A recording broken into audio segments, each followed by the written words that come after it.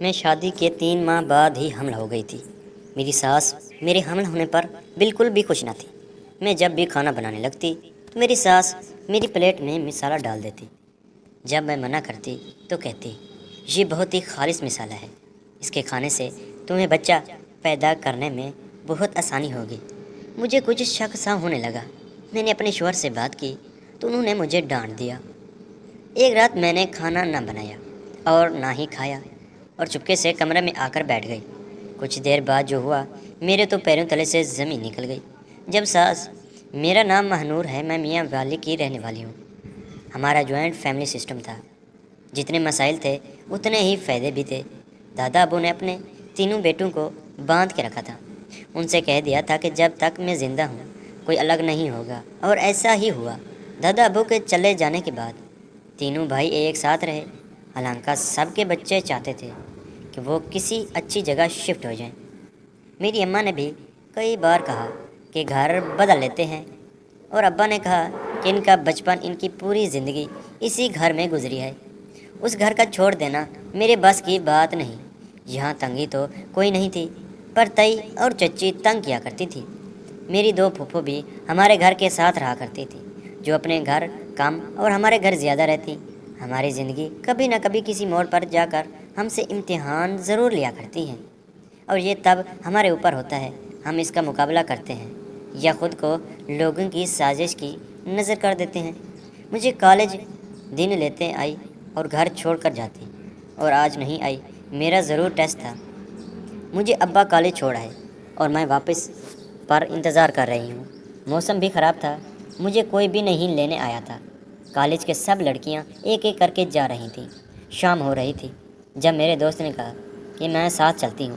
میں نے اس کا شکریہ ادا کیا اور ہم پیدل ہی بس سٹاپ تک چلنے لگے۔ بس میں سوار ہوئی، دل میں ڈر بھی تھا کہ ابا غصہ کریں گے، اور پریشانی بھی تھی۔ آج تک کبھی ایسا نہیں ہوا تھا۔ پتہ نہیں گھر کیا ہوا جو ابا لینے ہی نہیں آئے تھے۔ بس میں کچھ آوارہ لڑکے بھی سوار ہو چکے تھے۔ میں پہلی بار بس میں سفر کر رہی تھی۔ اگر گھر سے کوئی دیکھ لیتا تو تماشا بن جاتا۔ ابا نے تو کبھی دوبارہ کالج نہیں آنے دیتا۔ اگلے بس سٹاپ پر ایک لڑکا بس میں سوار ہوا، اور اسے دیکھتے ہی سب لڑکے ڈر کر اتر گئے۔ مجھے بہت حیرت ہوئی، یہ کون ہے؟ کوئی گنڈا ہے یا پولیس کے اہلکار؟ جو سب اس سے ڈر کر فوراً اتر گئے۔ میرا تجسس بڑھ چکا تھا اور میں جاننے کو بے چین تھی، آخر یہ کون ہے؟ گھر پہنچی تو ابا کی طبیعت خراب تھی۔ اماں نے کہا کہ وہ تو دوپہر سے سو رہے ہیں۔ میں نے انہیں نیند کی دوا دے دی اور تایا کے بیٹے کو کہا تھا کہ تمہیں لے آئیں، پر وہ ہمیشہ کالا پرواہ تھا، مجھے لینے نہیں گیا۔ اماں بھی میری وجہ سے پریشان تھی۔ میری بڑی بہن کی شادی ہو چکی تھی، اس کے 4 بچے تھے، اور دوسری بہن کی شادی سربر تھی۔ ابا کو بہت پریشانی تھی، جس کی وجہ سے ابا کا بی پی ہائی ہو جاتا اور کبھی کبھی شوگر لو ہو جاتا۔ جب سے ابا ریٹائر ہوئے تھے، گھن چکر بن کر رہ گئے تھے۔ پہلے ہماری پڑھائی لکھائی پر لاکھوں لگا کر بی کو بیانا عجیب دستور تھا۔ ماں باپ بیٹی دیں، ساتھ ڈھیر سارا جہیز پیسہ سب دیں، اور آخر میں سسرال والے یہ کہیں کہ تمہارے باپ نے دیا ہی کیا۔ بڑا دکھ ہوتا ہے۔ ماں باپ بنانا واقعی آسان نہیں ہوتا۔ ماں باپ اپنا خیال چھوڑ کر اولاد کو دیکھتے ہی جینے لگتے ہیں، ان کی خواہشات پوری کرنے لگتے ہیں۔ اماں کہتی ہیں کہ بیٹیاں پر امیاں دھن ہوتی ہیں، اور سب سے زیادہ محبت بھی انہی سے ہوتی ہے۔ جب یہ گھر سے جاتی ہیں تو گھر کی ساری رونق اپنے ساتھ لے کر جاتی ہیں۔ میری بہن کی شادی ہوئی تو اماں بستر سے لگ چکی تھی، حالانکہ آپی اسی شہر میں بیاہ کر گئی تھی۔ ماں تو پھر ماں ہوتی ہے، جس کے 10 بچے بھی ہوں اور ایک بچہ دور ہو تب بھی بے چین ہو جاتی ہیں۔ میری پڑھائی مکمل ہونے والی تھی، آگے مزید پڑھنے کا بھی ارادہ تھا۔ ابا بھی پہلے سے نرم پڑ چکے تھے، اب اکثر بس میں سفر کرنے لگی۔ لوگوں کی بات تھی، ان کی رنگ برنگے کپڑوں کو دیکھا کہ میرا مشاہدہ بڑھتا جا رہا تھا، پر وہ لڑکا دوبارہ بس میں نظر نہیں آیا تھا جس کو پہلی بار دیکھا تھا۔ اس شخصیت ہی ایسی تھی جو ایک بار دیکھ لیتا دوبارہ ضرور مڑ کر دیکھتا۔ وقت کے ساتھ ساتھ اس کا چہرہ بھی بھول چکی تھی۔ مجھے بھولنے کی بیماری بہت تھی، پر کبھی کبھی بھولنے کی بیماری ہمارے بہت کام آتی ہے۔ ہم بہت سی تکلیفیں، لوگوں کی کڑوی باتیں بھول جایا کرتے ہیں۔ میری اماں میری اس عادت سے بہت تنگ تھی۔ وہ کہتی ہیں کہ کالج پڑھتی ہو، گھر چیز رکھ کے بھول جاتی ہو، किसी दिन खुद ना कहीं रख कर भूल जाना। हर वक्त मुझे डांट करती थी। उन्हें दिन घर आपी आई हुई थी। एक अलग रौनक थी। मैं उनके चारों बच्चों को लेकर मूवी देख रही थी जब ताया का बेटा 4 साल के बाद बाहर आया था। वो आज बहुत खुश था क्योंकि उसकी शादी होने वाली थी। वो भी एक अमीर लड़की थी और इकलौती भी थी। उसने मुझसे कहा कि महानूर आज बाहर खाने को चलते हैं। मैं हैरान से उसे देख रही थी। आज इसे क्या हो गया है? कहाँ सीधे मुंह बात नहीं करता और कहाँ इतनी मेहरबानी। मुझे अपने रिश्तेदार पहले ही एक आंख नहीं बहाते थे, सीधा मुंह पर जवाब दिया करते। भाई मेरा सुबह टेस्ट है, माजरत करती हूँ। आगे बढ़ने लगी तो उसने मेरा हाथ पकड़ लिया। तभी अम्मा और आपी बातें करती बाहर निकल आई। उनको देखकर मेरा था ज़्यादा अदा करने लगा कि महानूर क्या हो गया है। मुझे अली ने बोला, क्या तुम नाराज़ हो रही हो? चलो अच्छा है, मैं सॉरी करता हूँ, कल रात छत पर नहीं आ सका। वो चला गया, पर अम्मा ने बात जाने बना मेरे मुंह पर थप्पड़ सीधा कर दिए। मैं तो पहले ही सुन हो चुकी थी। ये सब क्या हुआ? अम्मा मुझे मार रही थी और आपी उनको रोक रही थी। मैंने बहुत यकीन दिलाया, अम्मी को यह झूठ बोल कर गया। जब अम्मा ने कहा कि ये मेरी कसम खाओ, कहीं जाकर अम्मी को यकीन आया और अब्बा को इतना कहा कि जवान बेटी हैं, कहाँ भी था अलग घर लेते हैं, इधर तो सब सांप बने बैठे हैं। अब्बा ने किसी भी बात का जवाब नहीं दिया और किताब पढ़ते रहे। ईद कुर्बान के तीसरे दिन दोनों बहनों की ससुराल वालों की दावत थी।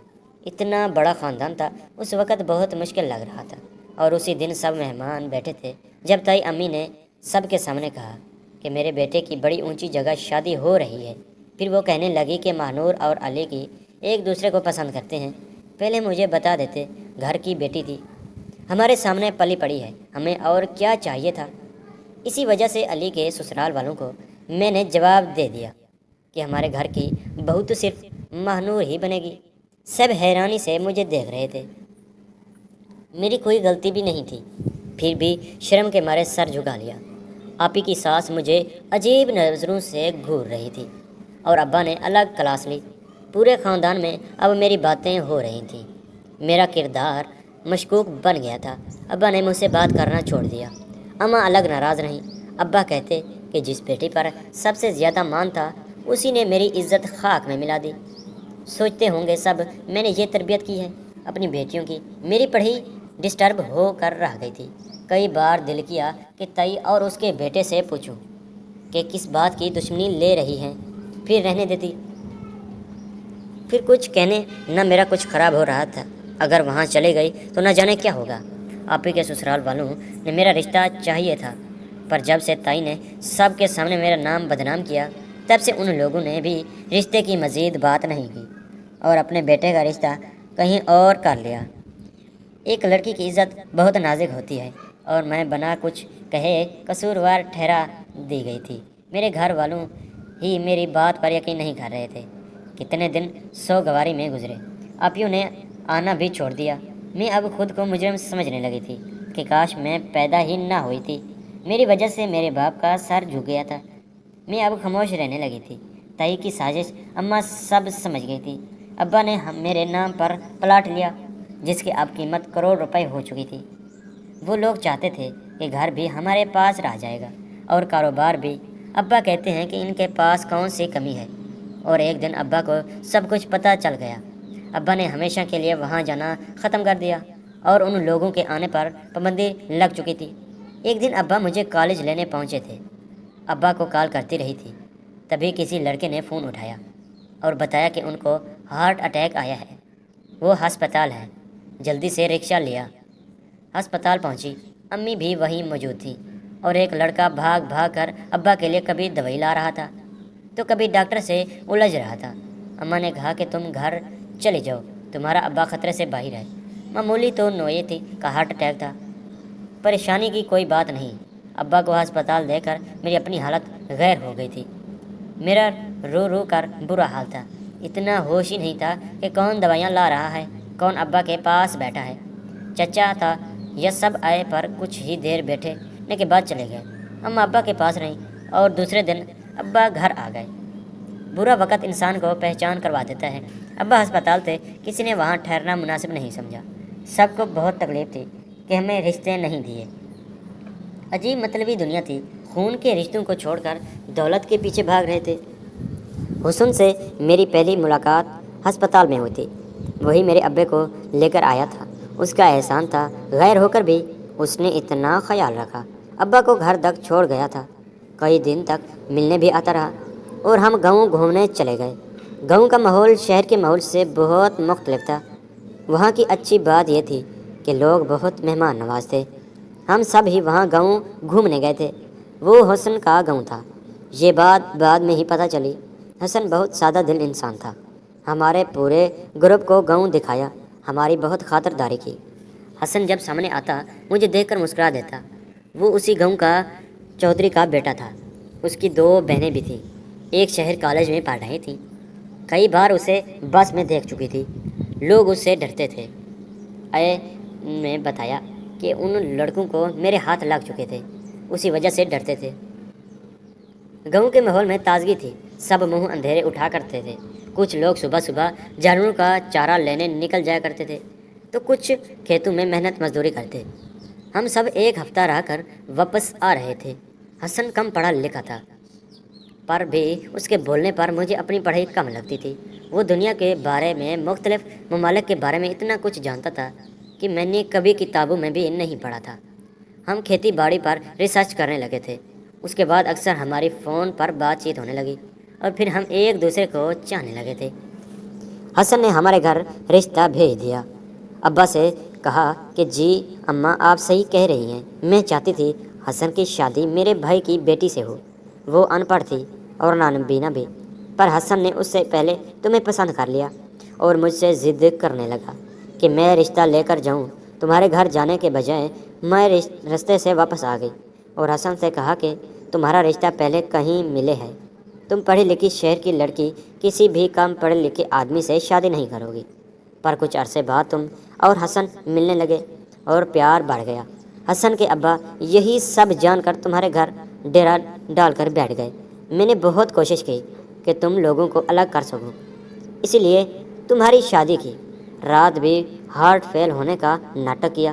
جب مجھے پتہ چلا کہ تم ماں بننے والی ہو تو اپنے بھائی اور بھابھی کے ساتھ مل کر حمل کو ضائع کروانا چاہا۔ وہ مثالیں اس میں دوائی مکس تھی جس سے تم کبھی دوبارہ ماں نہیں بن سکتی تھی۔ اگر تم ماں بن جاتی تو حسن کے نام جائیداد تم دونوں کے بچوں کو مل جاتی اور میری اپنی اولاد محروم رہ جاتی۔ میں اپنے ہر گناہ قبول کر رہی ہوں، بس مجھے معاف کر دو۔ مجھ سے بھول ہو گئی ہے، میں دوسروں کی باتوں میں آ گئی تھی۔ اسی رات میں نے دوائی زیادہ ملا دی تھی، جلد از جلد چھٹکارا چاہتی تھی۔ حسن نے آگے بڑھ کر اپنی ماں کے ہاتھ پکڑ لیے اور کہا کہ ماں جی آپ ایک بار کہہ دیتی مجھ سے، میں آپ کو جائیداد زمین سب کچھ آپ کو لا دیتا، میں آپ پر وار دیتا، لیکن آپ نے میرے ہونے والے بچے کو مارنے کا پلان کیا۔ میری بیوی مجھے کہتی رہی، پر میں نے آپ کا یقین نہیں کیا۔ میں نے تو ہمیشہ آپ کو ماں ہی سمجھا تھا، آپ کے حکم کو سر آنکھوں پر رکھا، لیکن آپ نے تو اچھا ہی نہیں کیا۔ مجھ سے میری اولاد چھیننے جا رہی تھی۔ اب اچھے سے جانتی تھی کہ میں مہنور سے کتنی محبت کرتا ہوں۔ میں نے تو آج تک آپ سے کچھ نہیں مانگا۔ تو میری ساس معافی مانگ رہی تھی۔ میرے شوہر نے کچھ بھی کہے بنا میرا ہاتھ پکڑا اور ہم اسی دن سے وہ شہر چھوڑ کر میرے شوہر کے ننیال شفٹ ہو گئے، کیونکہ وہاں بس حسن کے ماموں اور ان کی بیوی رہا کرتے تھے۔ ان کے بچے بھی نہیں تھے۔ وہ ہمیں دیکھ کر بہت خوش ہوئے۔ ہم سب کچھ چھاڑ کر یہیں رہنے لگے۔ اللہ نے مجھے بیٹی عطا کی۔ حسن نے پورے علاقے میں مٹھائی بانٹی تھی۔ وہ بہت خوش تھا اور میں اپنے شہر کو دیکھ دیکھ کر خوش ہو رہی تھی۔ آج میرے 4 بچے ہیں۔ ہم کبھی واپس نہیں گئے۔ کچھ سال پہلے پتہ چلا تھا کہ حسن کے سوتیلی ماں کو فالج ہو گیا ہے اور حسن نے کہا کہ میں وہاں نہیں جا سکتا۔ اسی دن اپنی میری ماں کی قسم کھا کر نکلا تھا، لیکن میں جانتی تھی کہ وہ اپنی سوتیلی ماں کو معاف کر چکے ہیں۔ میرے سر ملنے آتے رہے۔ کئی بار میرے سسر نے بھی میرے شوہر سے کہا کہ واپس آ جاؤ، لیکن میرے شوہر نے کہا کہ انسان ہو یا جگہ جس کو ایک بات چھوڑ دو وہاں دوبارہ پاؤں نہیں رکھتا۔